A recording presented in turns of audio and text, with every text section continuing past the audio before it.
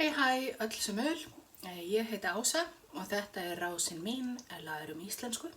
Eða på ensku getum við sagt Let's Learn Icelandic og í dag ætla ég að kenna ykkur hvernig að segja fornöfnin ég og þú í öllum íslensku föllunum.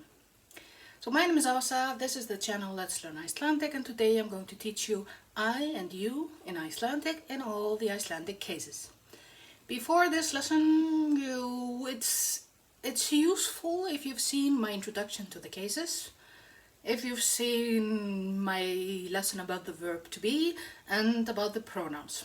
Put them up here, okay, and also I will put the links in the description. If you have not, it should be okay, but these will help. I'm going to assume that you know the words for the Icelandic cases because I will only use the Icelandic words. I'll put briefly up here the English translations, so I'll only use the Icelandic words for the cases. Before we get started, there's one thing I think I need to introduce to you. I'm not completely sure if it's useful or not. You will have to tell me. But I'm going to introduce it anyways because the two main things that control the cases are the verbs and then the prepositions. Okay, these are the two main game players, let's say key players involved. When it comes to the prepositions, some of them always bring with them the same case. So if you have this preposition, you will definitely have the word following in a specific case. Other prepositions, they can go one way or another and then the meaning changes slightly, but I will discuss this in a separate lesson. I'm not going to go over all the prepositions today, that's insane, but I will go over three that are very important for Icelandic native speakers, but they might not be so important to you. Okay, so we have 4 cases in Icelandic. But just like when you're speaking as a native speaker in English, you're not always thinking, now I'm speaking in the past tense, now I'm speaking in the present tense, now it's the past perfect, blah, blah, blah, blah, blah. Nobody thinks like that. People just talk. And in the same way, Icelandic people just talk normally and usually they don't think about the cases. They just talk and know how to talk from intuition. So if somebody asks us, this word, how is this word in the plural, þágufall, with the greinir, how is it? In the way so we can do the fallbeyging, so we can change the words according to the fall, according to the cases, we have a set of prepositions that are always used because they always bring with them the same case. Okay. So for the nominative, we use the word to be. So in front of the word that we want to figure out how is in the nominative, we just say hér or here is. And it's simply because in most cases the word to be doesn't change the noun, it doesn't change the following word, so it will be in the nominative. So for the nominative, to know how a word is in the nominative, we say hér and then the word. Similarly, then for the other 3 cases, we have a specific set of prepositions that are always used by natives for this reason.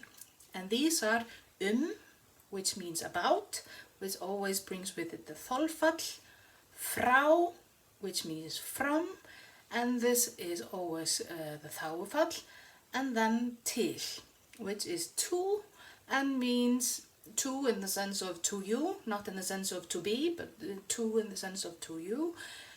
This always brings with it the eignarfall. So if an Icelander wants to know how a word is in all the cases, all they have to do is just say hér word, word, from word, and to til word. So we will use these and then automatically, without thinking, our brain will put it in the correct case because that's the only case that makes sense to us. However, a few years ago, my sisters had a friend who was learning Icelandic, and then they told me something horrifying. They told me that when he is doing the fallbeyging, when he is trying to figure out the cases of old words, he doesn't use this because it tells him nothing, because he doesn't have a feeling for the language, because he's not been talked to for 20 years in Icelandic. So I mean, these prepositions, they tell him nothing. So he just does the fallbeyging without these words, and this is like, Icelandic people cannot do this. And then it like hit me like, shit. So for me, this was a complete culture shock because I cannot do all the cases without these help words. I simply cannot. And then it sort of hit me how hard people have to work to get all the cases perfectly and so on. But throughout my lessons, I will use these words, and the reason for this is twofold. First of all, if I always use these words, and always use you to show that you always bring the same case, then hopefully you will start to learn intuitively that when you have these prepositions, then you will have to bring this case with it, and hopefully it will help with time, even though it might not help now. The second reason, and more important reason, is that if I don't do it, then I cannot do it. So I need to use these words so I can make sure that I do it correctly. So it's a crutch for me. I don't know if it's useful for you, but it's very useful for me, and it's also useful for you if I don't make mistakes. And if I use this crutch, I don't make mistakes, and that is better for you. Okay, so when I talk about the cases, when I do the fallbeing, I will always use this hér frá til. Okay, always, always, always. So now it's simple. Let's just learn how to do the words I and you singular. In this lesson I'm only talking about you in the singular meaning, like you as in one person. So now we will learn how to do I and you in all the cases using these crutches. Okay, let's start by doing this in English. Because then you will see that there are residuals of the cases in English. Okay, so if you say something like here I am, then you use I. But then if you use the prepositions that I talked about before, you will say I'm talking about me. So now we don't use the I, but we use the me. So I think officially from some grammar rules, you treat I and me as two different pronouns, but an Icelander will never look at it this way. The Icelander will never look at it this way. To us, I and me is the same pronoun. It's just the same pronoun if in a different case. But in Icelandic, we don't have it that it's just I and then me. We have three different versions of this. So let's do this in Icelandic.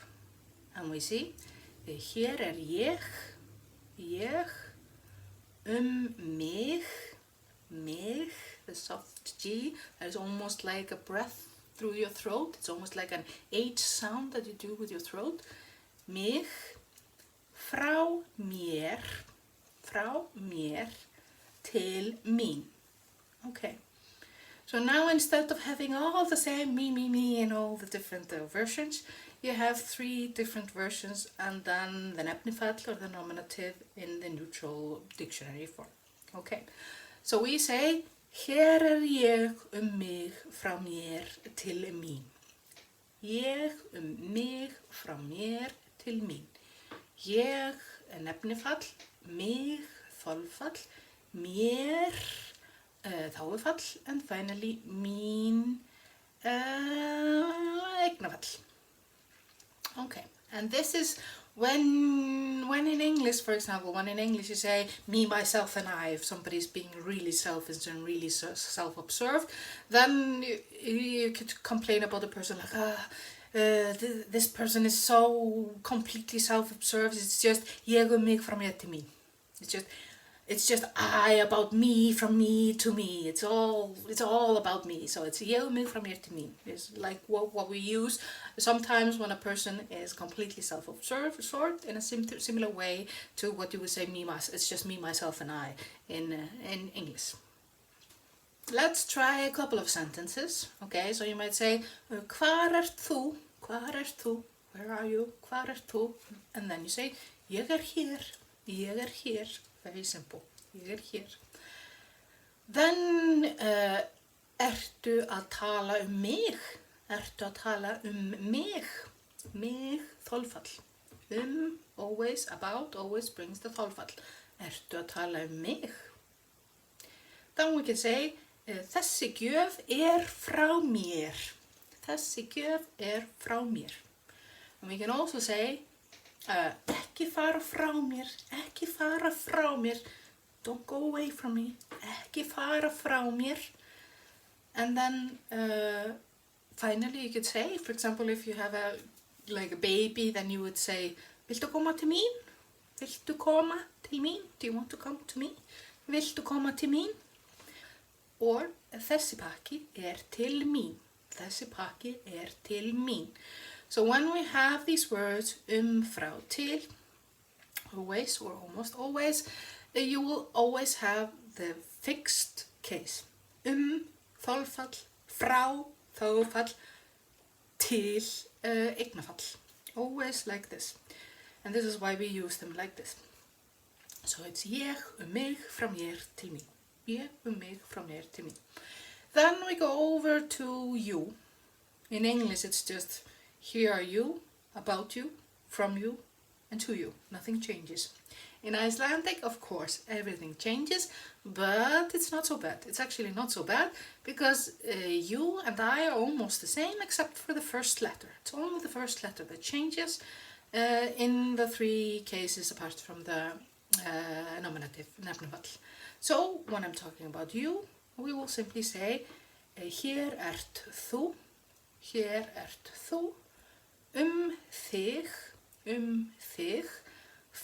þig, frá þér, til þín. Okay? Hér ert þú þig, frá þér, til þín. Þú þig, frá þér, til þín. And we can also say some simple sentences here. Þú ert hérna ert þú.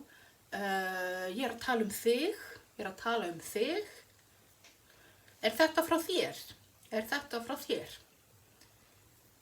Er þessi póstur frá þér?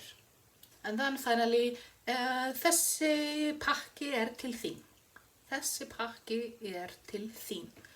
Always þú þig, frá þér, til þín. Or if you skip the prepositions because they might not be so useful, it's just þú, þig, þér, þín. Þú, þig, þér, þín. Ég, mig, mér, mín, þú, þig, þér, þín. So just repeat after me. Hermið eftir mér. Ég, mig, mér, mín. Okay? And then you.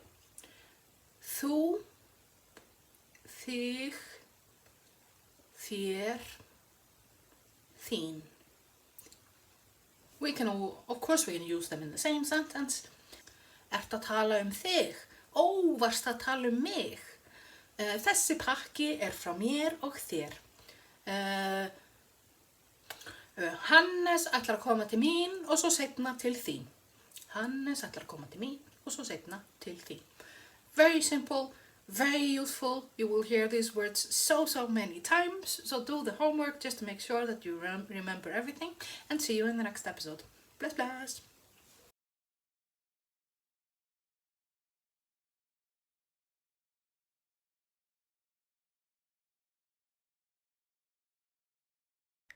Fylltu inn með réttu falli af orðinu ég.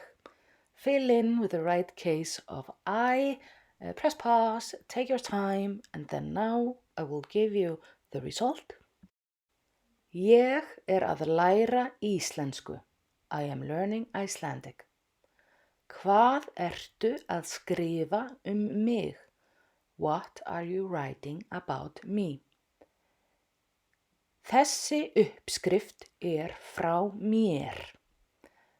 This recipe is from me. Þessi pakki til mín. This gift or delivery is for me. Fylltu inn með réttu falli af þú. Press pause, take your time, and then now I will give you the result.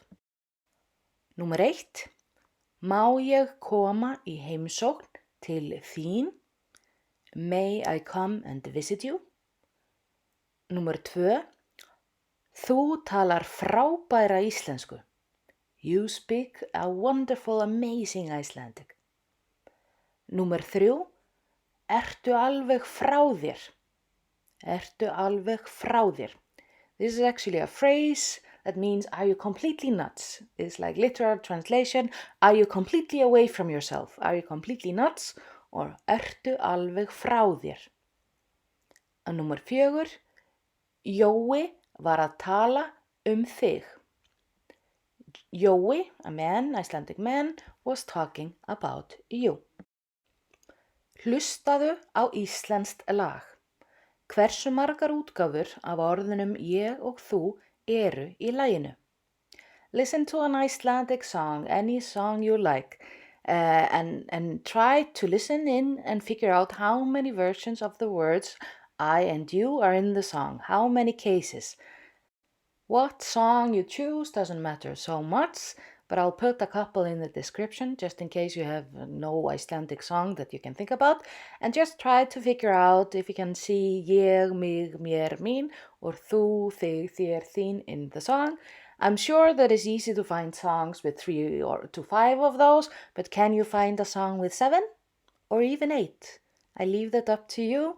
Thanks very much for the lesson and see you in the next episode. Bless, bless.